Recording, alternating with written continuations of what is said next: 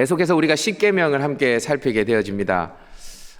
오늘은 이제 5계명을 함께 살펴볼 건데요. 여러분이 아시다시피 1계명부터 4계명까지는 하나님과 사람과의 관계 속에서 지켜야 할 계명, 그리고 5계명부터 10계명은 사람과 사람과의 관계에서 지켜야 할 계명들이라 할 수 있을 겁니다.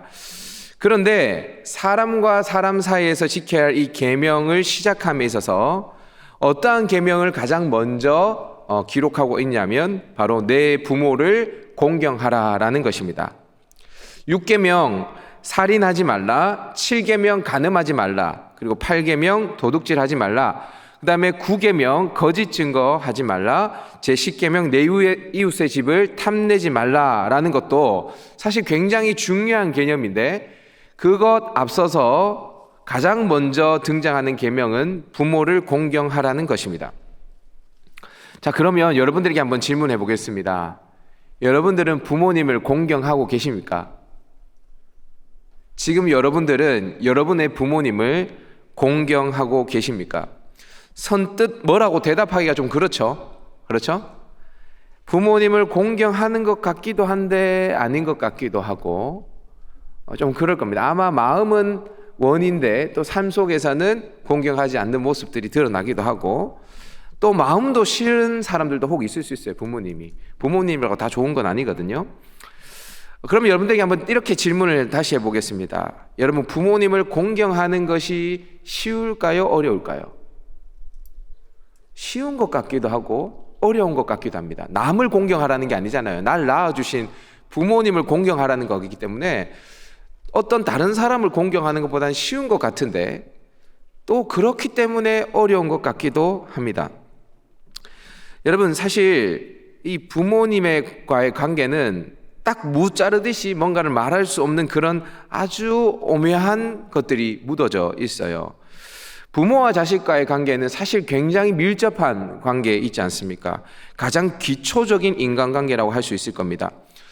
사람이 태어나면 가장 먼저 만나는 사람은 산부인과 간호사겠지만 사실 가장 밀접하게 관련을 맺고 살아가는 사람은 부모라고 할 수 있을 겁니다. 누구보다 부모의 사랑을 많이 받고 또 누구보다 부모의 영향을 많이 받고 우리는 살아가게 되어집니다. 우리의 자아가 형성되는 과정에 가장 영향을 많이 미치는 존재가 바로 부모님이라 할 수 있을 것입니다. 제게 딸이 있잖아요. 제게 딸이 지금 또 딸이 보고 싶어지네요. 제가 매일 이야기합니다. 혜원아, 아빠가 혜원이 사랑해. 그럼 우리 딸이 늘 이야기하죠. 안다니까 그만해. 이제 이야기합니다. 제가 언젠가 제 딸한테 이렇게 이야기했습니다. 혜원아, 아빠가 널 제일 사랑해. 이 세상에 어떤 사람보다. 여러분들의 인생에 어떤 형제가, 우리 자매님 잘 들으십시오. 잊지 말아야 돼요. 어떤 형제가 나타나서 여러분들에게 사랑한다고 막 여러분들 구슬려도, 아무리 여러분들에게 사랑한다고 아무리 뭐 선물을 주고 막 맛있는 걸 사주고 막 아무리 해도 한 가지 잊지 마십시오. 여러분들의 아빠보다 더 사랑하지 않습니다. 여러분들을 가장 많이 사랑하는 사람 누구냐면 여러분 아빠예요. 근데 여러분, 이거를 이론적으로는 알겠는데 또 가슴에 안 다가오는 사람들도 꽤 많이 있거든요. 인생 살다 보면 부모님도 자녀한테 실수를 할 때가 있죠. 부모도 자식한테 상처를 줄 때가 있습니다. 그래서 때로는 내 부모지만 이 세상에서 가장 미운 사람이 내 부모일 수도 있어요. 또 반대로 가장 사랑하는 사람일 수 있죠. 그 아버지에게로부터 미안하다는 소리를 들었는데 왜 눈물이 나죠? 미워하지만 사랑하기 때문입니다. 그러니까 미움과 사랑이 공존하는 거예요. 그래서 부모와 자식의 관계는 사실 애증의 관계입니다. 애증의 관계. 그래서 이 5계명이 지키기가 쉽기도 하지만 반대로 지키기가 굉장히 어렵기도 한 계명인 것입니다. 자, 그러면 하나님은 왜 이렇게 애매한 계명, 지키기 쉬우면서도 어려운 이 계명을 인간 사이에 지켜야 할 첫 계명으로 우리에게 주셨을까? 저를 한번 따라해 보도록 하십시다. 부모 공경은 권위에 대한 태도의 권위에 대한 태도의 기초이기 때문이다. 기초이기 때문이다. 여러분, 세상 살다 보면 부모라고 해서 다 공경받을 만한 행동을 하는 건 아니죠. 부모도 사람이고요. 여러분의 아버지, 어머니도 처음 부모가 되었습니다. 한 번도 연습을 해보지 못했어요. 실수가 많고 심지어 자식에게 비난을 받을 만한 행동을 선택을 해야 할 때도 있었을 것입니다.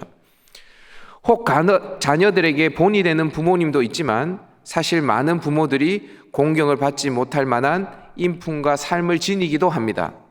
자, 그러면 여러분들에게 질문해 보죠. 부모님을 공경할 만한 삶을 부모님이 사셨으면 그 부모님은 공경을 하고, 공경받을 만한 삶을 살지 않았다면 그 부모님은 공경하지 않으라고 성경에서 이야기를 하고 있습니까?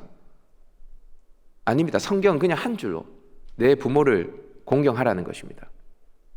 그 부모가 나한테 공부를 잘 시켜줬든 나를 공부를 제대로 못 시켜줬든, 그 부모가 부모 노릇을 했든 안 했든, 나에게 상처를 줬든 안 줬든 상관없이 부모라면 공경하라고 이야기를 하는 거예요. 그러니까 어떠한 삶이 있었기 때문에 공경하는 게 아니라 존재론적으로 공경해야 하는 것입니다. 여러분, 이것은 굉장히 중요합니다. 왜냐하면 이것이 되어야 이 세상에 있는 모든 권위에 대한 온전한 태도를 가질 수 있기 때문입니다. 여러분, 우리는 부모 외에도 삶을 살아가다 보면 수많은 권위자들을 만나게 되어집니다. 그죠? 그러니까 내가 순종하고 내가 뭔가 복종해야 할 수많은 사람들을 만나죠. 직장 생활을 하다 보면 직장 상사를 만나게 되어집니다. 학생 때 학교를 다니다 보면 선생님, 교수님을 만나게 되어집니다. 다 권위자들입니다. 목사님을 만나게 되어지기도 하고, 또 전도사님을 만나게 되어지기도 하고, 나의 리더를 만나게 되어지기도 합니다. 자, 그런데 이 세상의 수많은 권위자들이 다 존경을 받기에 합당합니까? 여러분들의 직장 상사, 그 또라이, 여러분 존경할 수 있겠습니까?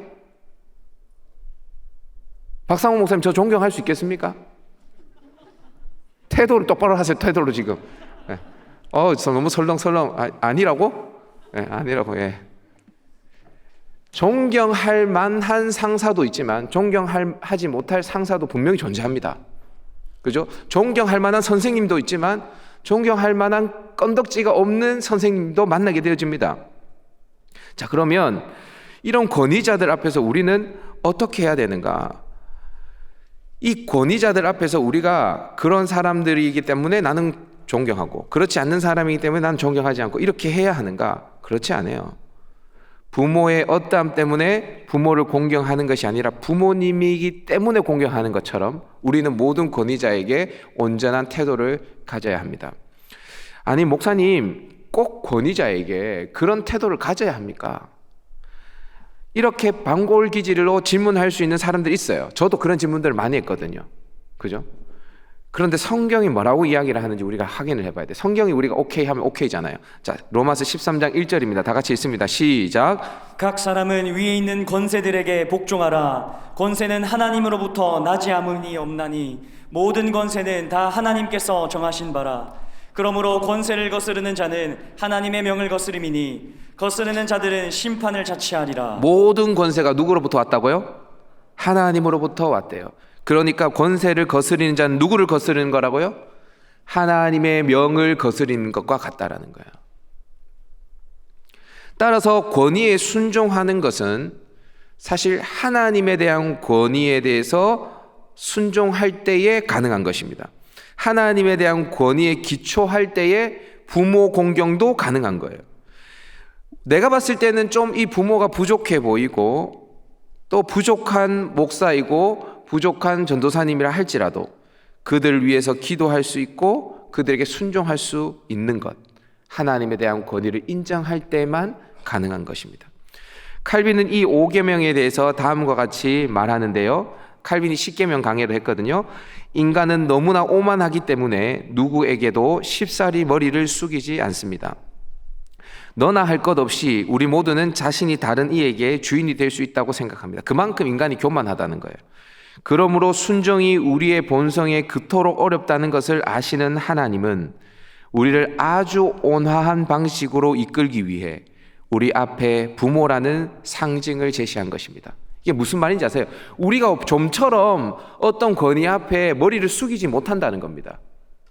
내가 왕 되어야 되지 누구의 권위에 순종한다는 것 잘 안 된다. 그만큼 우리가 교만하다는 것. 그래서 부모라는 아주 온건한 방식으로, 온화한 방식으로 하나님이 부모라는 사람에게 먼저 순종함으로 모든 권위에 순종할 수 있는 법을 배우도록 하셨다는 거예요. 하이델베르크 요리문답 제104번도 이렇게 이야기를 하는데 5계명에 대해서 이렇게 이야기해요. 5계명에서 하나님께서 요구하시는 것은 무엇입니까? 이렇게 이야기합니다. 나의 부모님 그리고 내 위에 있는 모든 권위에 모든 공경과 사랑과 진실함을 나타내고 그들의 모든 좋은 가르침과 징계에 대해 합당한 순종을 하며 또한 그들의 약점과 부족에 대해서는 인내해야 합니다. 왜냐하면 그들의 손을 통해 우리를 다스리는 것이 하나님의 뜻이기 때문입니다. 라고 이야기를 해요. 여러분 기억하세요. 여러분들이 이 땅에 존재하는 것은 하나님께서 여러분들을 태초부터 아니 영원전부터 선택하셔서 이 땅에 보내신 거죠. 그죠? 근데 여러분 그거 기억하세요. 하나님이 부모를 통해서 보내셨습니다. 이걸 빼먹으면 안 돼요. 하나님이 여러분들 이 땅에 존재케 하셨지만, 하나님이 여러분들을 창조하셨지만, 여러분들을 하나님이 부모님을 통해서 이 땅에 보내신 거예요. 잊지 마셔야 해요. 그러니까 하나님의 권위를 우리가 인정할 때에 부모의 권위가 인정되어지는 것입니다. 그 부모가 비록 약하고 부족하다 할지라도 인내하고 그를 위해서 기도해야 하는 것이죠. 그렇게 그들을 통해서, 부모를 통해서 하나님께서 우리를 다스리는 것이 하나님의 뜻이다라고 이야기를 합니다. 즉 부모 공경은 모든 권위에 대한 기초이며 더 나아가 하나님의 권위에 대해서 인정하는 것과 맞닿아 있다라는 것입니다. 구약 성경을 보면 실제로 부모님과 관련된 구절을 확인을 해보면 이게 더 명확해지는데요. 하나님은 이스라엘 백성들에게 하나님을 경외하라고 이야기합니다. 하나님을 경외하되 하나님 외에 그 어떠한 것도 경외하면 안 돼요. 이 세상에 어떠한 우상에게도 절하면 안 되고 어떠한 다른 신을 경외해서도 안 됩니다. 이 경외에 해당하는 히브리어 야레라는 단어는요, 하나님에게만 적용되어지는 단어입니다. 자, 그런데 유일하게 한 가지 예외가 있습니다. 그 예외가 뭐냐면 바로 부모입니다. 우리 레위기 19장 3절 말씀을 다 같이 한번 읽어볼까요? 시작. 너희 각 사람은 부모를 경외하고 나의 안식일을 지키라. 나는 너희의 하나님 여호와이니라. 너희 각 사람은 누구를 경외하라고요? 부모님을 경외하라는 거예요. 그러니까 하나님께서는 지금 하나님의 권위와 부모의 권위를 거의 동격화시키고 있습니다. 그만큼 부모의 권위에 순종하라고 이야기를 하는 거예요. 왜냐하면 그렇게 다시 말씀드리지만 부모의 권위를 인정할 때에 이 세상의 모든 권위에 대해서 순종할 수 있기 때문입니다. 하나님이 여러분들을 이 땅에 보내실 때 여러분들의 아버지 어머니를 통해서 보내셨다는 것, 그리고 그 아버지 어머니를 통해서 여러분들에게 먹을 것을 주셨다는 것, 입을 것을 주셨다는 것, 여러분 잊지 마시기를 주님의 이름으로 축복해야 합니다. 둘째로 우리가 부모를 공경해야 되는 이유가 뭔가? 저를 한번 따라해 봅시다. 부모 공경은 나에게도 축복이 되기 때문이다. 나에게도 축복이 되기 때문이다. 부모를 공경하면 부모를 위해서 뭔가를 우리가 하는 것 같아 보이지만 그게 내 축복이라는 거예요. 부모 공경하면. 여러분 10계명은 10가지의 명령이 있죠. 무엇 하라, 무엇 하지 말라로 구성되어져 있습니다. 그런데 모든 명령은 단지 명령만 기록되어져 있어요. 그리고 그 명령을 지켜야 하는 이유에 대해서 기록되어져 있습니다. 그런데 유일하게 그 명령을 지킬 때에 하나님께서 이러한 축복을, 이런 복을 주시겠다고 약속하는 본문이 바로 이 5계명입니다. 우리 다 같이 5계명을 다시 한번 읽어볼까요? 5계명 시작. 내 부모를 공경하라. 그리하면 내 하나님 여호와가 내게 준 땅에서 내 생명이 길리라. 그리하면이라고 나오면서 그 뒤에 그 부모를 공경하는 사람의 축복에 대해서 말하고 있죠. 출애굽기만 말하는 것이 아닙니다. 바울은 에베소서 6장 1절에서 3절에서 이렇게 이야기하고 있습니다. 다 같이 한번 읽어보십시다. 시작. 자녀들아, 주 안에서 너희 부모에게 순종하라. 이것이 옳으니라. 내 아버지와 어머니를 공경하라. 이것은 약속이 있는 첫 계명이니 이로써 내가 잘되고 땅에서 장수하리라. 이로써 내가 잘되고 땅에서 장수하리라. 부모님을 공경하면 잘되고 장수하는 축복을 누리게 되어진다라고 성경은 이야기를 합니다. 여러분, 이 땅에서 잘 되고 장수하고 싶으십니까? 잘 되고 싶으세요, 여러분? 부모 공경하시면 돼요. 그럼 그거 아세요? 여러분들의 인생이 잘 되기를 바라는 것보다 사실 여러분들의 엄마가 여러분들의 인생이 잘 되기를 바라십니다. 내가 시집 가고 싶은 마음보다 엄마가 시집 보내고 싶은 마음이 더 크거든요. 그래서 잔소리를 하는 겁니다. 내가 취업하고 싶은 마음보다 엄마가 우리 아들이 취업하기를 더 간절히 바라기 때문에 노심초사하는 것입니다. 그게 부모의 마음이거든요. 여러분들이 이 땅에서 잘 되고 장수하기를 바란다면 이 약속의 말씀을 믿고 부모님을 공경하시기를 바랍니다. 세상의 많은 사람들은 부모가 죽은 후에 후손들의 길을 잘 되게 해달라고 비싼 돈을 들여서 제사를 지내고 죽은 부모에게 얼마나 지극정성으로 돈을 쓰고 애를 쓰는지 모릅니다. 그런데 여러분, 성경은 그렇게 말하고 있지 않습니다. 지금 부모님이 살아계실 때 그 부모님을 공경하면 이 땅에서 잘 되고 장수하는 복을 하나님께서 주시겠다라고 약속하는 거죠. 그러니까 여러분, 이 약속을 믿는다면 부모님을 공경해야 하는 것입니다. 자, 그러면 부모님을 공경하되, 이렇게 부모님을 공경해야 될 이유에 대해서 우리가 살펴봤는데, 부모님을 공경하되 어떻게 그러면 공경해야 됩니까? 실천편입니다. 이때까지는 이론편이고 이제는 실천편입니다. 저를 한번 따라해 보십시다. 부모님의 말씀에 경청하라. 여러분, 사실 우리가 부모님하고 이렇게 관계를 가지다 보면 좀 힘든 게 뭐냐 하면, 부모님이 무슨 말을 할 때 내 감정이 상합니다. 그죠? 이 잔소리로 들리고 참견으로 들리고 또 했던 말 또 하고 막 그렇게 되잖아요. 근데 여러분, 분명한 것은 뭐냐면, 제가 우리 청년들한테 늘 하는 얘기인데, 이 세상에서 여러분들을 가장 사랑하는 사람은 부모님입니다. 이해되세요? 그건 믿으셔야 됩니다. 이 세상에서 여러분들을 가장 사랑하는 분은 부모님이에요. 그래서 잔소리가 많은 겁니다. 소통 방식이 잘못되어질 수는 있지만 그 마음만큼은 여러분들이 오해하시면 안 돼요. 부모님이 내 생각과 다를 수 있습니다. 소통 방식이 일방적일 수 있습니다. 그래서 잔소리처럼 들릴 수 있어요. 근데 여러분, 그거 아세요? 그 부모님의 잔소리가 그리워지는 날이 옵니다. 제가 어떤 70대 노인과 잠깐 이야기를 나눠봤습니다. 그가 10년 전에, 그러니까 자기 나이 60세에 90세의 어머니를 천국으로 보내드렸답니다. 그리고 이제 자기도 70세 노인이 되어졌어요. 늙은 어머니를 돌보면서 평생 어머니가 싫었답니다. 그러니까 60세 때까지 어머니를 친히 돌본 것 같아요.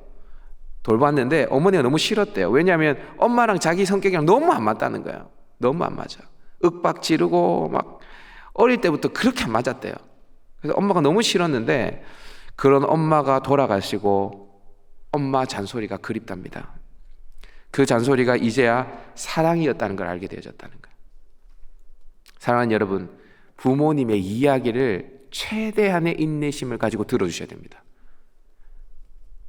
안 되겠으면 한 귀로 듣고 한 귀로 흘리더라도 들어주셔야 됩니다. 부모님의 이야기를. 왜냐하면 그게 그들이 표현하는 사랑이거든요. 순종하십시오. 때론 내 생각과 다르더라도, 때론 잔소리처럼 들리더라도 내 어머니, 내 아버지가 할 때는 들으셔야 됩니다. 그 이야기를 괴롭게 듣고 있는 그 내 마음을 하나님이 다 보고 계십니다. 내가 왜 인내하며 이 이야기를 듣고 있는지 하나님이 다 보고 계신다 이 말입니다. 그래서 하나님께서 그 마음을 보시고 우리에게 은혜를 베풀어 주세요. 저를 한번 따라해 보십시다. 내 어머니. 다시요. 내 어머니. 엄마가 무슨 말을 하면 이렇게 하란 말이에요. 내 어머니. 내 아버지. 이렇게 부모님의 말씀을 듣고 그 말씀에 귀 기울일 때에 하나님께서 그에게 복을 주시는 것입니다. 또 구체적으로 하나님께서 부모님을 어떻게 공경해야 되나, 제일 중요한 부분이니까 저 크게 저를 한번 따라해 보도록 하십시다. 물질로 부모님을 섬겨라. 뭐니 해도 뭐니가 최고입니다. 웃긴 이야기 같지만 정말이에요. 젊은 사람들에게 돈이 있고 없는 것과 부모님 늙은 세대에 돈이 있고 없는 건 천지 차이입니다. 여러분 요즘에 캥거루족이 늘고 있어요. 30대, 40대가 되어도 부모님에게 경제적으로 도움을 구하는 사람들을 가리켜서 캥거루족이라고 하죠. 30살이 넘도록 입히고 먹이고 공부시켜 놓았는데 40이 넘어서도 부모님의 도움을 받고 산다. 이것 자체가 죄라고 칼빈은 규정짓고 있습니다. 그러니까 고상한 어떤 이야기를 들어가면서 일하지 않는 것은 죄입니다. 칼빈은 일하지 않는 죄에 대해서 이야기를 하거든요. 그러니까 여러분 일단 경제적으로 자립하셔야 됩니다. 부모님에게 도움을 구하면 안 돼요. 대학 졸업했으면 끝입니다. 더 이상 부모님에게 손 내밀면 안 돼요. 최대한 자립을 하십시오, 빨리. 그리고 이런 경우가 있을 수 있죠. 대학을 졸업했는데 내가 어떤 시험을 앞두고 있어요. 그 시험에 전력을 다하셔야 됩니다. 그래서 빨리 경제적인 자립을 이루셔야 돼요. 여러분들의 부모님이 여러분들에게 도움을 받고 싶어 할 것 같아요? 아니면 여러분들을 도와주고 싶어 할 것 같아요? 부모님이 여러분들에게 덕보기를 원할 것 같아요? 여러분들이 덕을 끼치기를 원할 것 같아요? 덕 끼치기를 원하죠. 부모님은요, 받는 것보다 주는 게 더 좋아요. 여러분들에게. 저희 어머니가 그런 얘기 하더라고요. 줄 수 있을 때 주는 게 부모님의 마음이 편할까? 아니면 줄 수 있는데도 주지 않는 게 편할까? 어느 게 편할까요? 부모님의 마음이. 그냥 주는 게 편합니다. 근데 자식들을 위해서 줄 수 있음에도 불구하고 주지 않는 부모들이 있죠. 그는 자식을 위한 것입니다. 아까워서가 아니라 절대로. 이해되시나요? 그게 부모의 마음이거든요.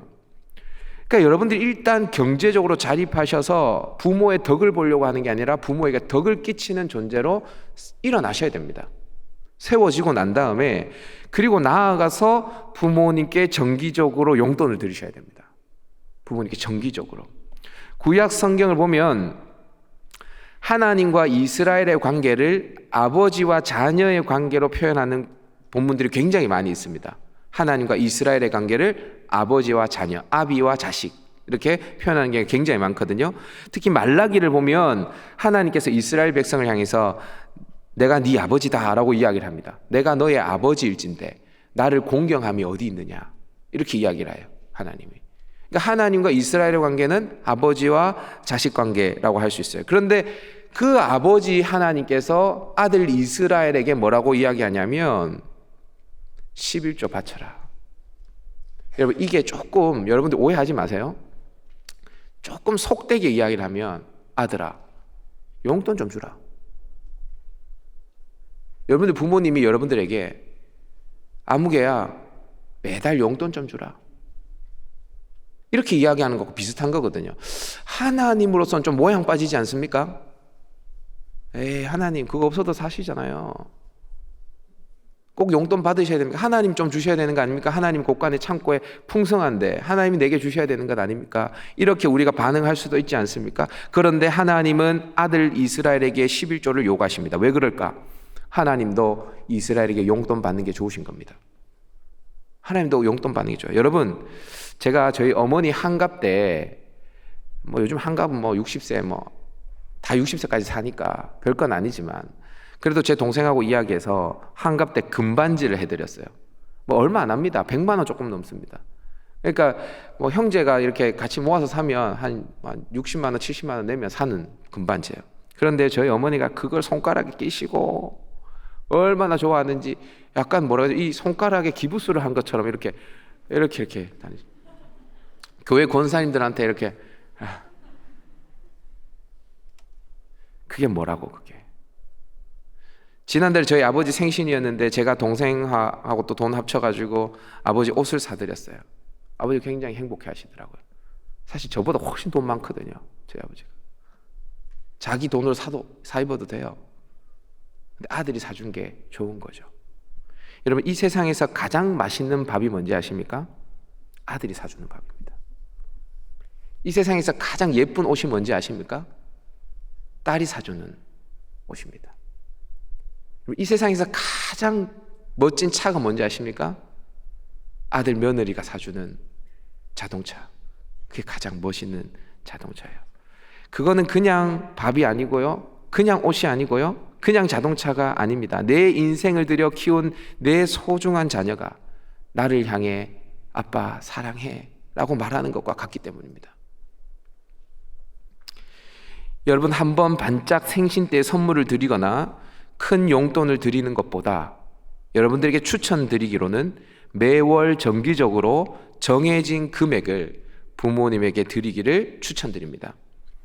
목사님, 저는 아직 벌이가 작아서 제 경제력으로는 부모님께 용돈을 드릴 수가 없어요. 그런데 여러분, 작더라도 시작하면 여러분들의 경제 활동의 규모가 그 돈에서 살아내는 법을 배울 수 있게 되어집니다. 매월 11조를 드리듯이 부모님께 용돈을 딱딱 떼어서 드리십시오.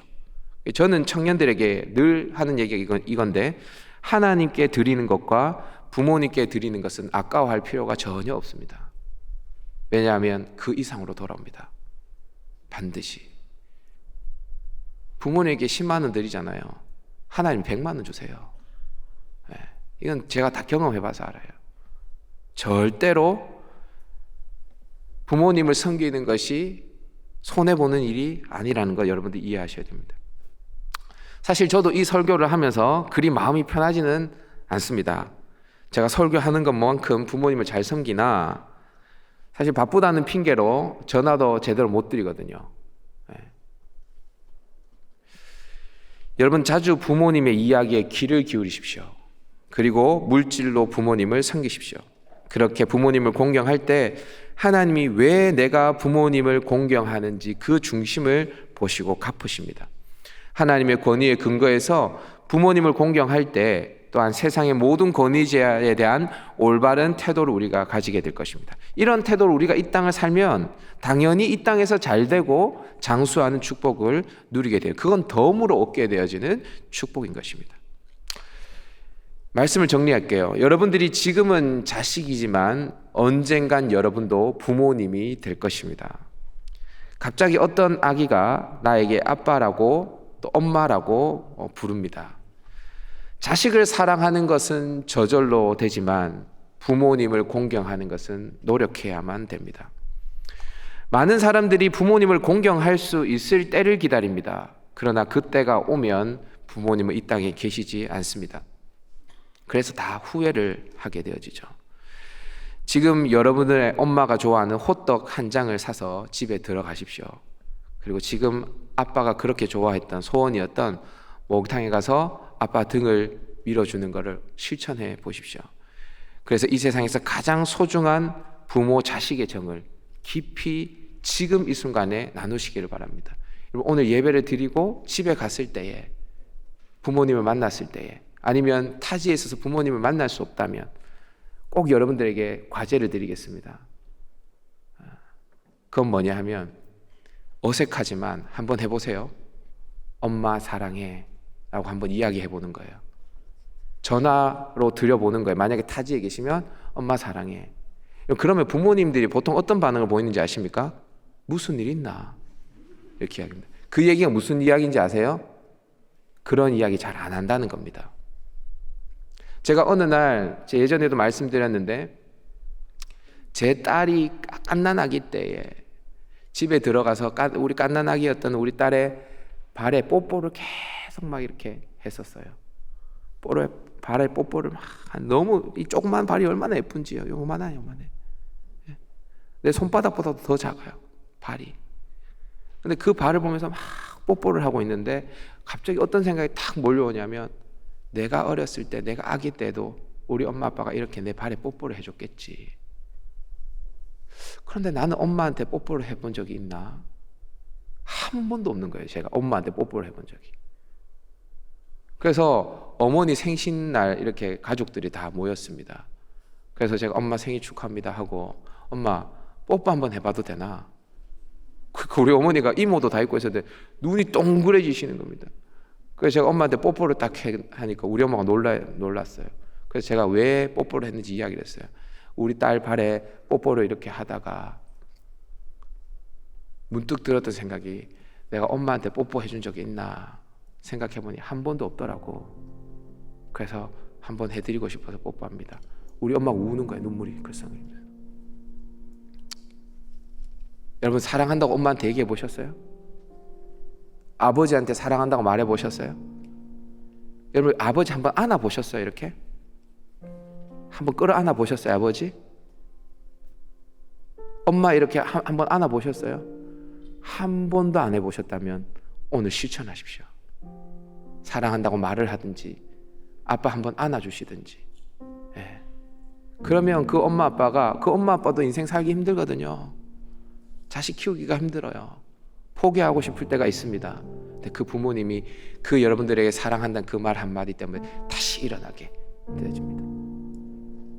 거기서부터 묶여있는 모든 것들이 풀리고 하나님께서 여러분들 가정을 하나님 나라로 만들어 주실 줄 믿습니다.